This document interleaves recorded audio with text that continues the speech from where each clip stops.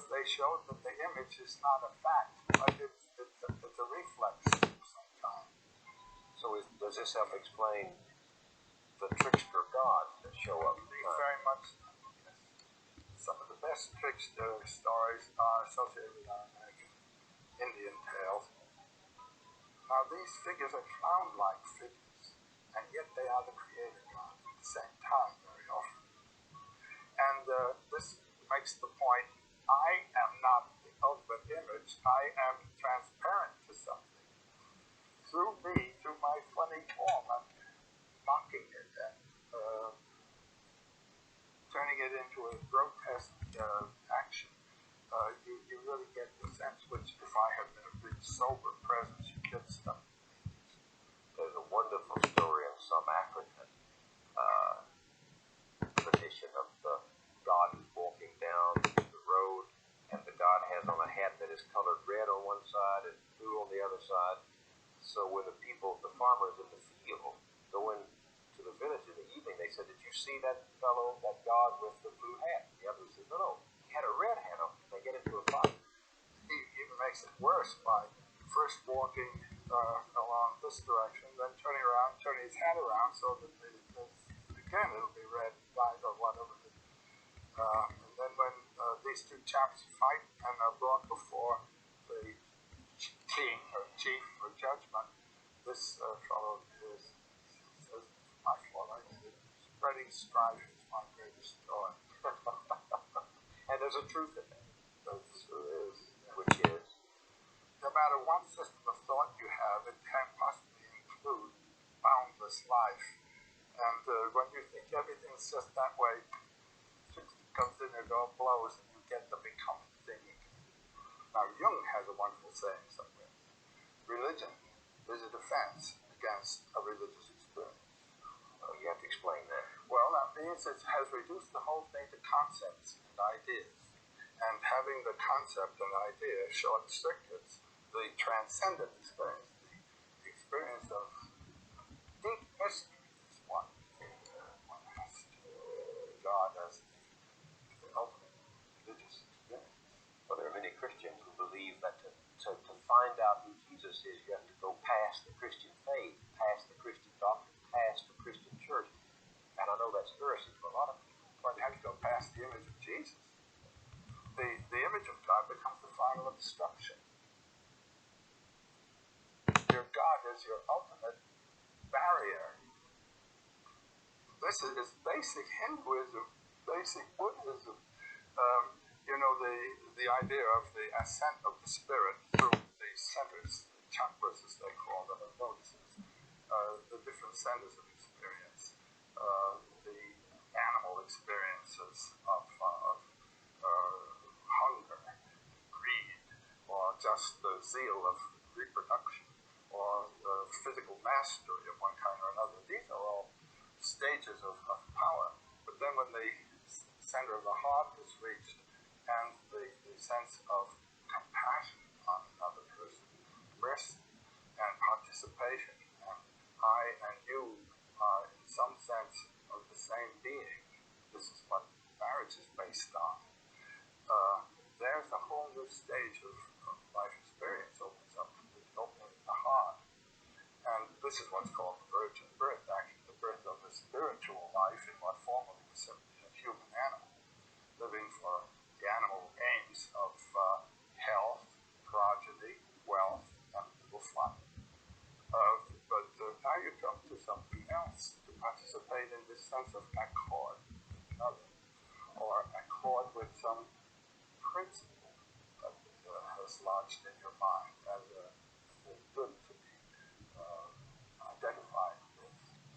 Then a whole new life comes. This is, in Oriental thinking, the awakening of the religious experience. And then this can go on even to the quest for the experience of the ultimate mystery. This ultimate mystery can be experienced in two senses. One, without form, other with form. And in this Oriental thinking, experiencing God with form here, this is heaven. That's the identification with your own being. Because that which God refers to is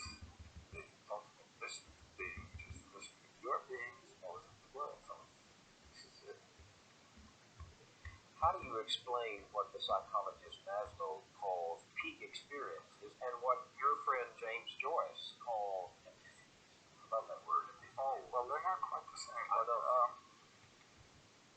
The peak experience it refers to actual moments of your life when you feel that this has told you something. Something has come through in your experience of your relationship to the harmony of being. It can come, my peak experiences, the ones that I knew were peak experiences after I had them all came in athletics. Which was the Everest of your experience? Which one was it? When you were running at Columbia? Yes, of course. And I ran a couple of races that were just beautiful. And the whole race, I knew I was going to win. There was no reason for me to know I was going to win because I was such a anchor in the relay. First man 30 yards ahead of me.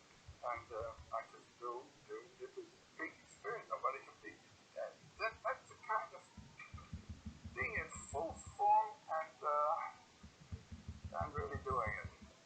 I don't think I've ever done anything in my life as competent because I ran those races. And those consequences were the experience of really being at my full, doing a perfect job. I don't think I've ever had anything like that in life. That I really came up in anything like that. Do you think you, Joseph Campbell, it has to be physical? No, but it can be a peak experience. There are other kinds of peak experiences which I know are superior to those, but those are the ones that when I read Maslow and read the peak experience, I just know that those would be experiences. What about James Joyce's epiphanies? Now, that's another thing. This has to do with the aesthetic experience. Joyce's formula for the aesthetic experience is that it does not move you to want to possess the object. That he calls pornography. Nor does it move you to criticize and reject the object. That he calls didactic, social criticism, all that kind of thing. It is the holding object. He says we put a frame around it and see it as one thing. And then seeing it as one thing, you become aware of the relationship of part to part, parts, the whole, multiple parts. This is the essential aesthetic factor, rhythm, the rhythmic relationships. And when a fortunate rhythm has been struck by the artist, that is a radiance. And that is what would be the price of communism. Do you understand what I'm saying? That's the face of the saint, beholding God. And it doesn't matter who it is. I mean, you can take someone who you would think of as being a monster.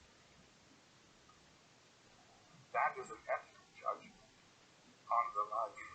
And this is transcendental ethics, no didactics. That's where I would disagree with you, because it seems to me in order to experience the epiphany, that which you behold but do not want to possess must be beautiful in some way. And a moment ago when you talked about your peak experience, running, you said it was beautiful. Yeah. Beautiful is an aesthetic word. That's right. And how can you behold a monster? I tell you, there's another emotion associated with art, which is not of the beautiful, but of the sublime. And what we call monsters can be seen as sublime. And they represent powers too great for the mere forms of life to survive. Prodigious expanse of space is sublime. This is a thing that the Buddhists know how to achieve in their temples. Particularly when I was in Kyoto, 7 glorious months. In Japan. Yeah, visiting some of the temple gardens. They are so designed that you're experiencing something here, and then you break past the screen, and a whole new horizon opens up. And somehow, with the diminishment of your own ego, the consciousness expands. This is the experience of the sublime. Another experience of the sublime is not of tremendous space, but of tremendous energy, power. And I have known a couple of people who were in Central Europe during the saturation bombings that were conducted over those cities. And there was just having the experience of the sublime. I once interviewed a veteran of the Second World War, and I was talking to him about his experience at the Battle of the Bulge with the assault of the Germans about to succeed. And I said, well, you look back on it, what was it? He said, it was sublime. And so the monster comes in. What do you mean by monster? Well, by a monster, I mean someone who breaks all of your standards for harmony and for ethical conduct. Is there a story in mythology that illustrates the sublime and the monster? Well, the god of the end of the world, Vishnu at the end of the world, is a monster. I mean, destroying the world first with fire, and then with the torrential flood that drowns out the fire and everything else. Nothing's left but ash. The whole universe has been wiped out. That's God. Well, the Christian millennialists talk of the rapture. Well, read chapter 13, Mark, which says, that's the end of the world. You see, these are experiences that go past ethical judgment. Ethics is wiped out. Our religions, with the accent on the human, as we mentioned a while ago, also stress the ethical. God is good. God is horrific. The end of the world. Read somewhere in the angel's death. The angel's death comes is terrible when he has reached this. Now, in the Buddhist systems, particularly as we get into Tibet, the Buddhas appear in two aspects. There's the peaceful aspect, and there is the wrathful aspect. Now, if you're clinging to your ego and its little world and hanging on, and the deity wants to open you to the wrathful aspect, it seems to you terrible. But if you are open enough, then that same deity would be experienced as bliss. Well, Jesus talked of bringing a sword, and I don't believe he meant that in terms of using it against your fellow, but he meant it in terms of opening the ego. I came to cut you free from the binding ego of your own this self. This is what's known in Sanskrit as viveka, discrimination. And there is a Buddha figure called Manjushri, who will be shown with a flaming sword over his head. And what is the sword for? Is to distinguish the merely temporal from the eternal. The sword that distinguishes that which is enduring from that which is in the past. The tick of time shuts out eternity. And we live in the field of time. But what is living in the field of time is an eternal principle that's reflected this way. What's the eternal principle?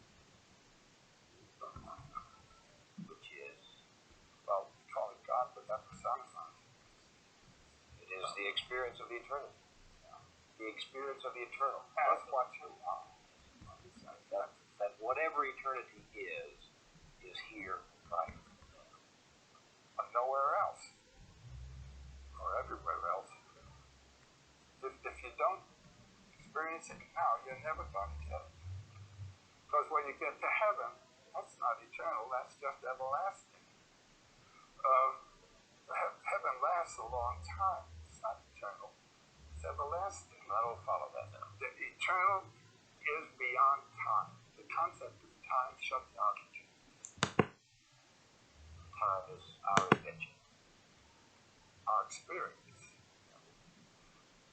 But the ultimate, unqualified mystery is beyond human experience. It becomes inflected. As they say, there is a condescension on the part of the infinite to the mind of man, and that is what looks like God. So whatever it is we experience, we have to express in language that is just not up to the occasion. That's it. That's what poetry is for. Poetry is a language that has to be penetrated. It doesn't shut you off at the opens, the rhythm, the precise choice of words that will have implications and suggestions that go past the rhythm is what has to happen. And then you get what Joyce calls the radiance, the epiphany. The epiphany is the showing through of the essence, what the Aquinas called equiditas, the oneness. Oneness is the one. Why do you think it is there isn't so many people this deep yearning to live forever, to secure my place in heaven? When you realize what heaven is, in the words of such a person as Thomas Aquinas, it is the beholding of the beatific image of God, which is a timeless moment. Time explodes. So, again, eternity is not something everlasting. And you can have it right here now in your relationships. I've lost a lot of friends, my parents and all. And a realization that has come to me very, very keenly is that I haven't lost them. That moment when I was with them had an everlasting quality about it that is now still with me. What it gave me is still with me. And there's a kind of intimation of immortality. Do you see what I mean? But in the sense that you were talking about eternity beyond the body, experienced now in the body, but being beyond time. Has anybody told a story that well, there's the story of Buddha who encountered a woman who had just lost her son, and she was in great grief. Buddha said, I suggest you just ask around to meet somebody who has not lost a treasured child or husband or and this business of understanding the relationship of mortality to something in you that is transcendent of mortality is the big job. Now there's a wonderful work of Schopenhauer's. He says when you reach a certain age, he wrote this when he was in his 60s or so, and look back over your life, it seems to have had an order. It seems to have been composed by someone. And those events that when they occurred seemed merely accidental and occasional, and just something that happened, turn out to be the main elements in a consistent plot. So he says, who composed this plot? And he said, and just as your dreams are composed by an aspect of yourself of which your consciousness is unaware, so your whole life has been composed by the will within you. Then he says, just as those people whom you met by chance became effective agents in the structuring of your life, so you have been an agent in the structuring of other lives. And the whole thing gears together like one big symphony. So everything influencing and structuring everything else. And he said, it's as though our lives were the dream of a single dreamer in which all the dream characters are dreaming too. And so everything else moves out of the will in nature. It's a beautiful idea. It's an idea that occurs in India in the image of what's called the net of Indra, or the net of gems. It's a net of gems where every gem reflects all the other ones. And they also have the idea of the spontaneous and simultaneous arising. Everything arises in relation to everything else. So you can't blame anybody for anything. It's all working around opposite. It's as though there were an intention behind it, yet it always makes sense. None of us has lived the life that he intended. And yet, we all have lived a life that had a purpose. Do you believe that? I don't believe life has a real purpose. is. I mean, when you really see what life is, it's a lot of protoplasm with an urge to reproduce and continue in being. Not true. That's not true. Well, no, wait a minute. Just sheer life can't be said to have a purpose, because look at all the different purposes it has all over the lot. But each incarnation, I say, has a potentiality, and the function of life is to realize those potentialities. Well, how do you do it? Well, again, when my students would ask, should I do this, should I do that? Dad says I should do this. My answer is, follow your bliss. That there's something inside you that knows you're in the center, that knows you're on the beam, that knows you're off the beam. And if you get off the beam to earn money, you've lost your life. So it is not the destination that counts, it's the journey. Yes. There's a wonderful old man, I think he's still alive in Germany, Karlfried Graf, and he says, when you're on a journey and the end keeps getting further and further away, then you realize that the real end is the journey from there. This is it. This moment now is the heavenly moment. I like the idea that Eden was not, Eden will be. Eden is